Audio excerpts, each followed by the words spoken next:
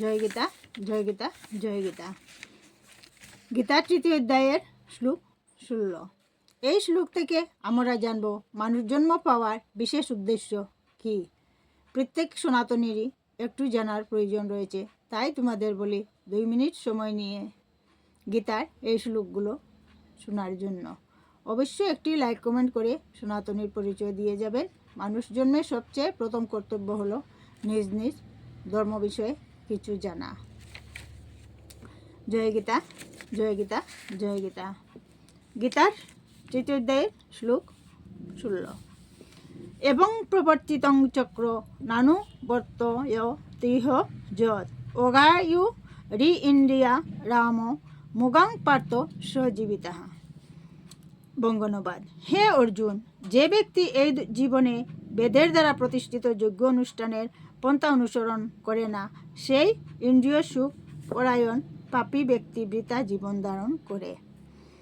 তাৎপর্য: বৈষয়িক জীবন দর্শন অনুযায়ী অক্লান্ত পরিশ্রমের দ্বারা অর্থ উপার্জন করে ইন্দ্রিয় সুখ ভোগ করার যে অর্থহীন প্রচেষ্টা, তা অতি ভয়ঙ্কর পাপের জীবন বলে ভগবান তা পরিত্যাগ করতে নির্দেশ দিয়েছেন।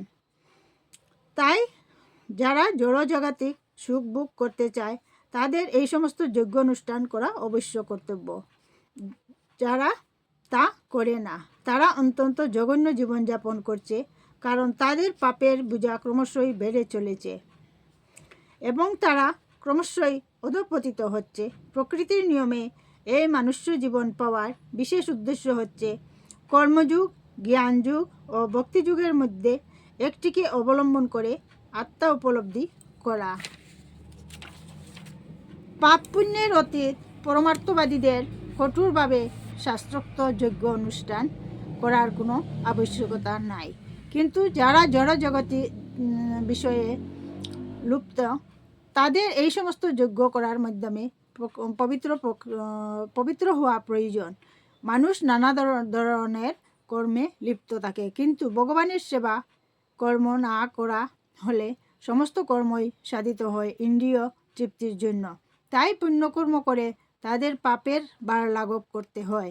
যে সমস্ত মানুষ কামনা বাসনার বন্ধনে আবদ্ধ তারা ইন্দ্রিয় সুখ ভোগ করিতে চায়, ভগবান শ্রীকৃষ্ণ তাই তাদের জন্য যজ্ঞের প্রবর্তন করেছেন, যাতে তারা তাদের আকাঙ্ক্ষিত ইন্দ্রিয় সুখ ভোগ করতে পারে, অথচ সেই কর্মফলের বন্ধনে আবদ্ধ না হয়ে পড়ে।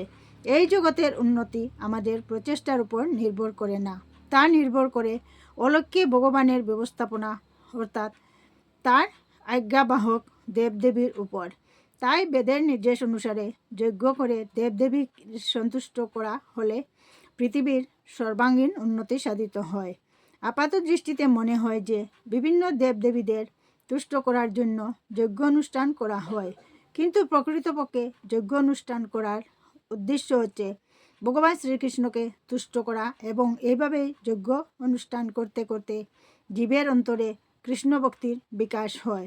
কিন্তু যজ্ঞ অনুষ্ঠান করা সত্ত্বেও যদি অন্তরে কৃষ্ণ ভক্তি উদয় না হয়, তবে বুঝতে হবে তা কেবল উদ্দেশ্যহীন নৈতিক আচার অনুষ্ঠান ছাড়া আর কিছুই হয় না।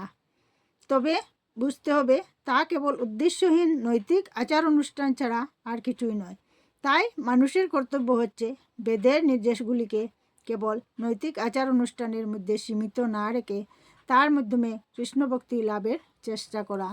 জয় শ্রীকৃষ্ণ।